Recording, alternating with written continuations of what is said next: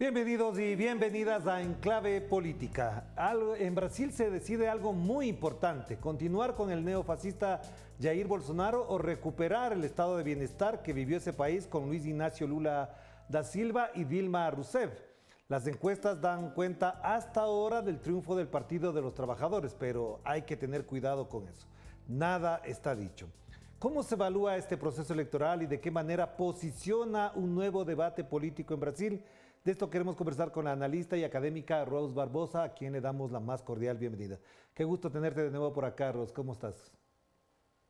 Gracias. Bueno, estamos también en esta expectativa, ¿no? Como tú has dicho, Orlando, esta es sin duda, ¿no? Sin lugar a duda, la más importante elecciones del periodo democrático en Brasil.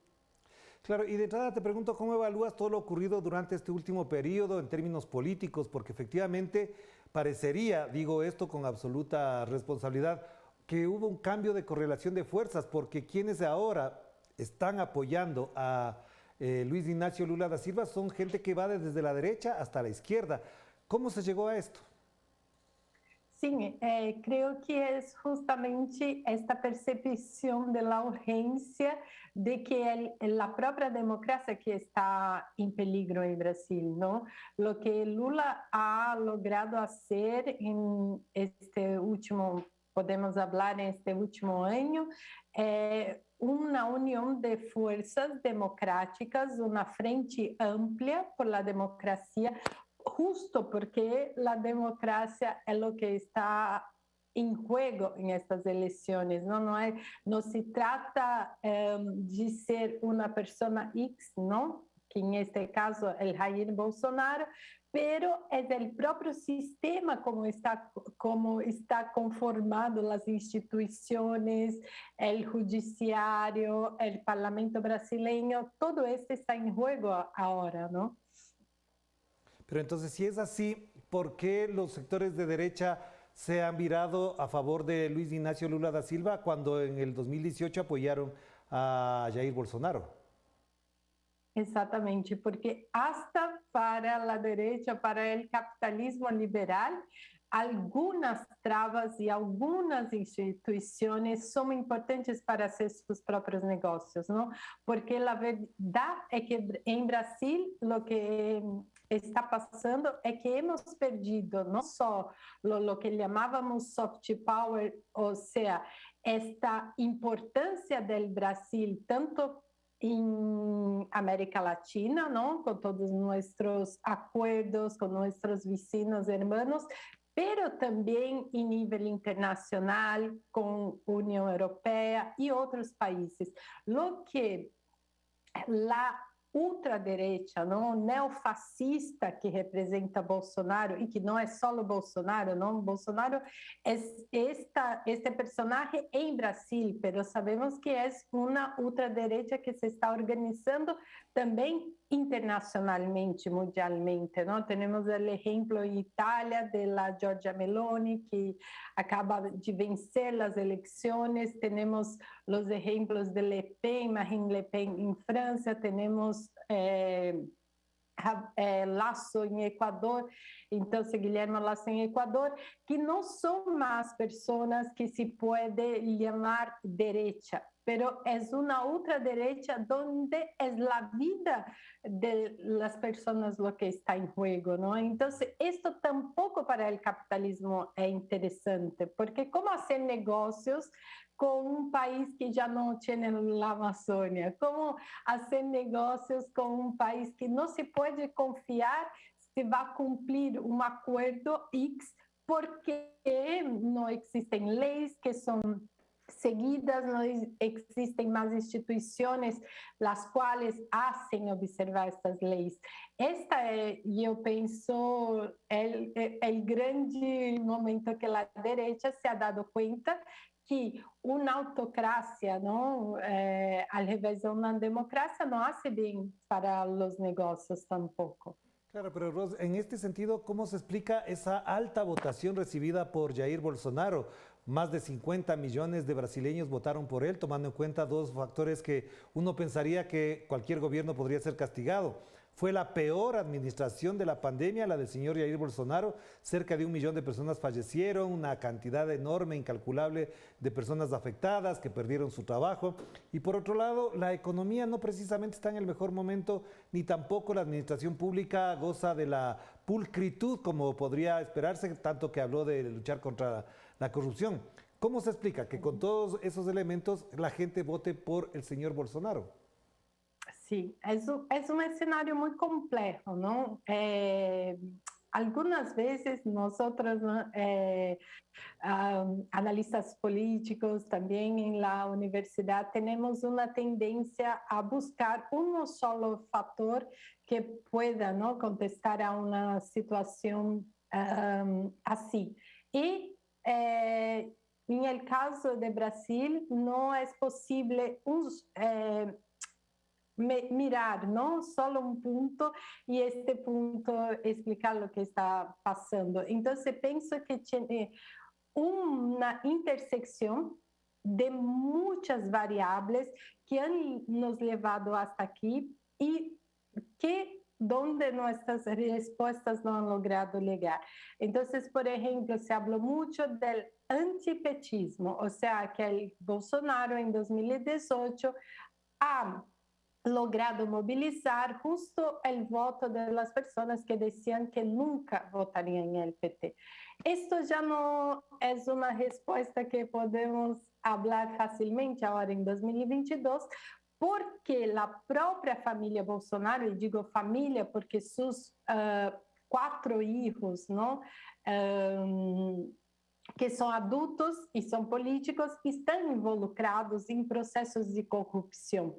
Então, se falar de um antipetismo basado em la ideia de corrupção, não é possível, porque a própria família Bolsonaro, com a compra em dinheiro de 51 imóveis, está involucrada em esquemas de corrupção.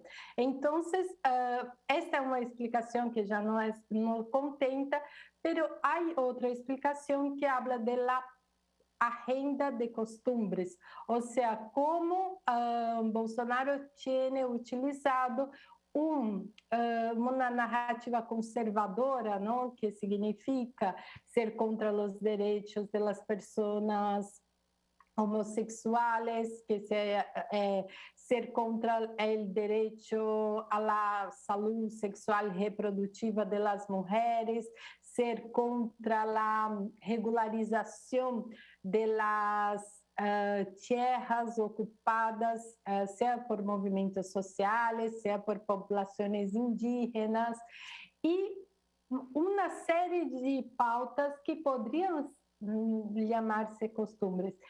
Sim, esta pode ser uma resposta parcial. Algumas pessoas, alguns eleitores de Bolsonaro, obviamente, não, essa Constituição conservadora está em todas as sociedades, não? Então, pode ser. Pero, ao mesmo tempo, há outra série de iniciativas. Então, por exemplo, há desde aparato de notícias falsas veiculados em volumes massivos todos os dias, não? Em WhatsApp, em las redes sociais corporativas, Facebook, Instagram, TikTok, etc. Então, esse volume de notícias falsas tem também como objetivo a desorientação, a mentira, a própria forma de desconstruir, não? Su opositor, que é Lula, mas isso também é uma resposta parcial, esta comunicação política agressiva, com uso massivo de mentiras por a comunicação digital. Pero também há o constrangimento de muitos funcionários. Então, hemos visto empregados que eram obrigados a votar em Bolsonaro a primeira volta. E este era era uma forma explícita, não? O Ministério do Trabalho ha tenido que intervenir em algumas circunstâncias muito explícitas, onde os jefes diziam que tinham que votar a Bolsonaro. Em outros casos menos dramáticos, que se comprava o próprio voto, não? E dizia que te pago mais se votas a Bolsonaro. Então, todo esto junto,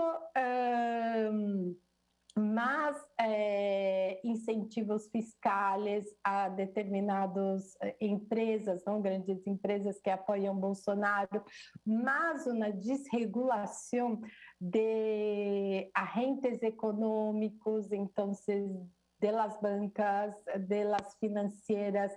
Todo esto é um conjunto grande e complexo, não, de variáveis que han estado impactando justamente em estes 51 milhões de votos que Bolsonaro ha tenido en esta primera volta.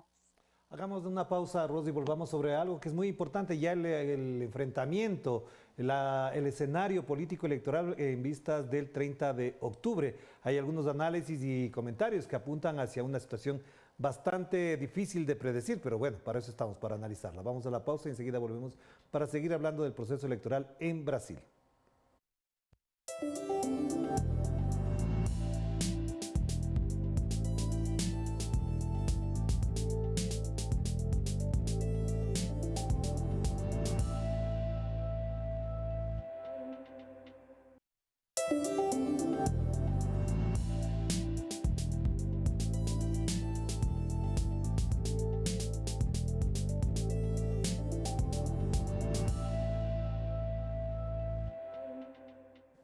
Estamos de vuelta aquí en Clave Política. Seguimos conversando con Ros Barbosa a propósito del proceso electoral en Brasil. Te mencionaba que efectivamente hay algunos análisis y algunos enfoques que se están haciendo en varios medios de comunicación.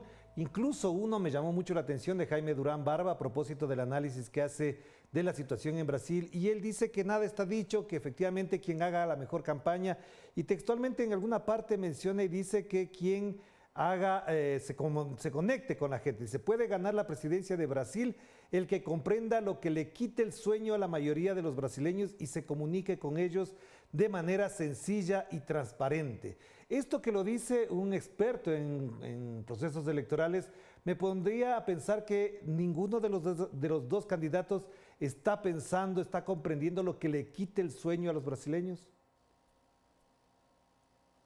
Sim, eu penso que lo que temos visto é que, digamos que, e sim, em 2018, não, a comunicação digital ha jugado um papel muito importante na desinformação, em desorientação do público.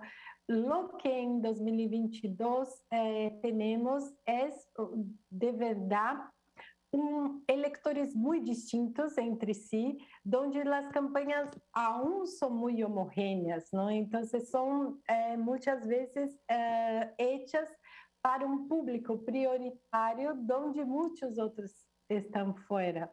E em Brasil estamos falando de um país de dimensões continentais, onde é muito difícil também, não? Ligar a esta complexidade. Então, por exemplo, as regiões do Brasil são muito diferentes entre si, não? O Nordeste, o Norte brasileiro, o Sul, o Sudeste, com suas taxas muito díspares, não? Muito distintas de desenvolvimento econômico, quantidade de empregos, segurança, acesso à educação, acesso à saúde. Com a pandemia hemos visto também esta diferença, não? E como ela ha impactado diferentemente a vida de tantas pessoas. Então, eu também creio que há alguns componentes, sobretudo porque as campanhas eleitorais, elas são hechas de uma forma muito, é como dizer, lejos, ¿no? del cotidiano de las personas, hasta porque difícil llegar a este tiempo, ¿no? De la vida misma. Entonces, afectivamente ha faltado, ¿no? Cuando los afectos, lo que está en juego, ha faltado una mirada más amplia a grandes partes da população brasileira e essa grande parte da população brasileira, hasta lá podemos nomear, é justamente a classe que era pobre nos anos 90, que ha ascendido a algunos derechos, ¿no? Y al consumo, sobre todo en el inicio de los años 2000, y que ha perdido mucho de su poder de compra, pero también trabajo, también acceso a salud, a educación en los últimos años. Y esta población que es como un péndulo, ¿no? Que es una población que está menos mirando a questões ideológicas e mais econômicas que não han logrado hasta ahora no movilizar de una forma más consistente.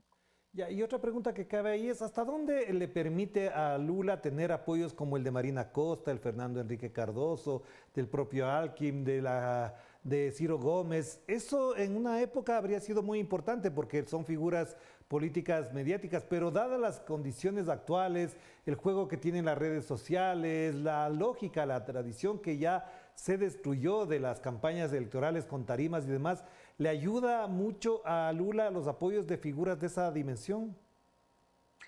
Como hemos hablado, Orlando, yo pienso también que hay un punto de excepcionalidad en esta campaña, sobre todo desde el campo más progresista, ¿no?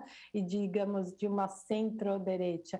Entonces, estos apoyos, ellos configuran justamente esta denuncia de lo que se está jugando é o próprio sistema democrático, porque temos um opositor que está cotidianamente e explicitamente ameaçando todas as instituições que fazem com que esta democracia funcione, não? Então, se ha ameaçado e se ha colocado várias questões sobre as urnas eletrônicas, como se elas não foram confiáveis, é o suficiente. Uma pessoa que há 28 anos está se elegendo, não, com urnas eletrônicas e logrando mandatos como deputado. Então, estes apoios, eles são importantes em la medida que se cria uma ampla frente por la democracia en Brasil, porque ya no estamos hablando más de una campaña, porque lo que también tenemos visto, y esto quería poner, es que hay una naturalización de Bolsonaro, ¿no? Y su partido como algo que hace parte de la democracia, como algo totalmente, ¿no? De dos personas que están contendendo entre si, pero que uno defende um programa e outro defende outro programa, não? Então, se um programa mais de direita, um programa que seria mais progressista, não? Com pautas de esquerda, mas não é isto. Não é isto que estamos vivendo. O que estamos vivendo é a excepcionalidade de uma candidatura que ha sido naturalizada como normal hasta aqui e que não podemos mais normalizar. Então, neste momento, penso que pessoas como Fernando Henrique Cardoso, que sim ha hecho, ¿no?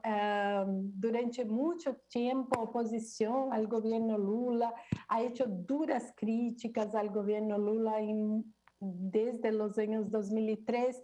Entonces, que se escribe una nota tiene un peso muy importante, ¿no? En Brasil para decir que este es el llega, não, de Brasil, porque não podemos mais normalizar ou naturalizar que uma pessoa que está no cargo de presidente da República, que não sigue a liturgia de um cargo tão importante, que não é natural, não é normal. Bolsonaro não pode ser normalizado como um candidato à presidência de um país democrático.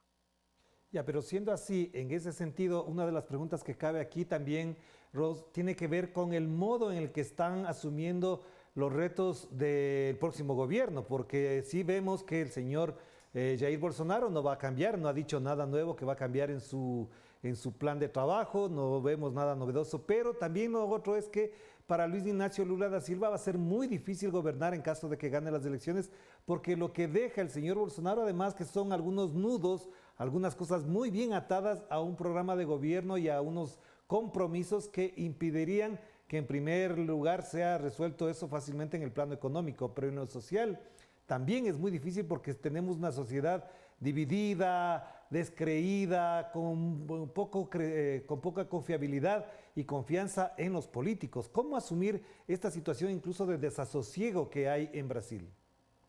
Sí, y yo creo que esa excepcionalidad que ha creado Bolsonaro, como em outras épocas, não? Hemos visto em América Latina, em el momento das dictaduras e o autoritarismo, que desafortunadamente não ha existido por mais de 30 anos seguido em muitos países del Cono Sur, é o que representa Bolsonaro e seu legado, não? Porque, como tu estás falando, não é mais só uma questão de Bolsonaro não ser elegido presidente de Brasil em el 30 de outubro, pero é o que deixa o bolsonarismo em las instituições. O que deixa este bolsonarismo em las instituições é um radicalismo e uma autofagia, que é como dizer, é um organismo que tanto se nutre destas mesmas instituições, pero que las ataca continuamente, não? Como um organismo que está enfermo. Então, ao mesmo tempo que dependem de esta democracia para sobreviver, atacam continuamente essa democracia. Este radicalismo, esse ataque, esta desconfiança, não, permanente contra as instituições, se seguros vai ser dos grandes obstáculos que Luiz Inácio vai ter adelante. Pero também vamos recordar que, ao mesmo tempo que esse bolsonarismo é agora uma grande força dentro do próprio Congresso Nacional em Brasil, não? Na Câmara dos Deputados. Isto também passou em 2018, pero ha perdido força. Se vemos e hacemos uma comparação, o partido que Bolsonaro se ha candidatado, não? Que já não é o mesmo que está agora, é um partido que se ha desidratado, que ha perdido muitos votos. O próprio filho de Bolsonaro, Eduardo Bolsonaro, em São Paulo, em 2018, ha sido dos grandes campeões de votação, o que não ha passado em este ano. Então, e isto passa por quê? Porque se vamos a ver os partidos que é este centro que ha alimentado Bolsonaro e que ha sido alimentado por Bolsonaro com um pressuposto chamado secreto, pero que é outra forma de dizer da corrupção, não? Dentro da Câmara dos Deputados, este Congresso é fisiológico.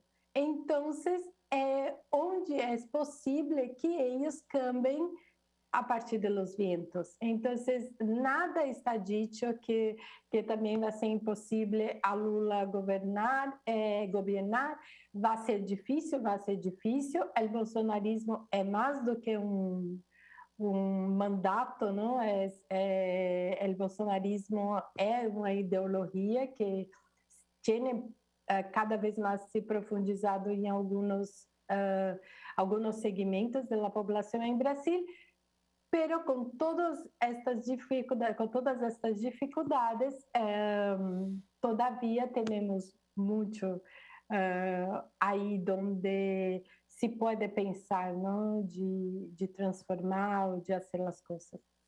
Gracias, Ros. Muy importante lo que acabas de mencionar y además efectivamente hay que ver cómo se cierra esta campaña electoral que tiene todavía mucho por recorrer. Faltan varios días, prácticamente 2 semanas y tendremos elecciones, o 3 prácticamente, y con eso efectivamente sabremos cuál es el futuro de Brasil. Te mando un abrazo. Muchas gracias por estar con nosotros. Gracias. Gracias, Raúl Barbosa. A propósito de las elecciones en Brasil, van moviéndose las fichas, las dinámicas, las alianzas y sobre todo los recorridos y encuentros con la población que determinarán y definirán el futuro de este país. De esto seguiremos hablando. Cuídense mucho. Chao, chao.